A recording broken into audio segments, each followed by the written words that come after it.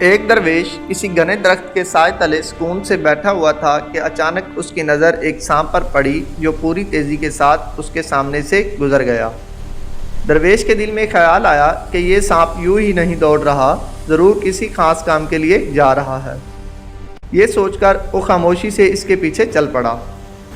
کچھ دیر چلنے کے بعد سانپ ایک دریا کے کنارے آ کر رک گیا۔ درویش دور کھڑا یہ منظر دیکھنے لگا۔ تھوڑی دیر میں ایک کچھوا آہستہ آہستہ وہاں پہنچا۔ سانپ فوراً اس کی پیٹھ پر چڑھ گیا اور یوں وہ دونوں دریا پار کرنے لگے۔ درویش نے یہ دیکھا تو اس نے بھی اللہ کا نام لے کر دریا میں چھلانگ لگا دی اور تیرتا ہوا ان کے پیچھے چل پڑا۔ دریا پار کرنے کے بعد سانپ آگے بڑھ گیا اور درویش بھی اس کے پیچھے پیچھے چلتا رہا۔ کچھ فاصلے پر ایک شخص زمین پر بے خبر گہری نیند سو رہا تھا۔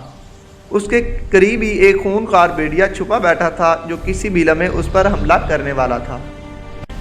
اچانک سانپ بجلی کسی تیزی سے لپکا اور بھیڑیے کو ڈس لیا۔ بھیڑیا درد سے تڑپتا ہوا لڑکھڑایا اور جان بچا کر جنگل کی طرف بھاگ نکلا۔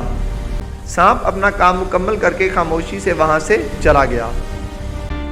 یہ سب دیکھ کر درویش نے آگے بڑھ کر اس سوئے ہوئے آدمی کو جگایا اور کہا، اے نیک انسان، کیا تم جانتے ہو کہ اللہ نے ابھی تمہیں کس خطرے سے بچایا ہے؟ پھر درویش نے سارا واقعہ اس کے سامنے بیان کر دیا۔ یہ سن کر وہ آدمی پھوٹ پھوٹ کر رونے لگا اور بولا، میں نیک نہیں ہوں بلکہ ایک گناہگار اور شرابی انسان ہوں۔ میری زندگی گناہوں میں ڈوبی ہوئی ہے۔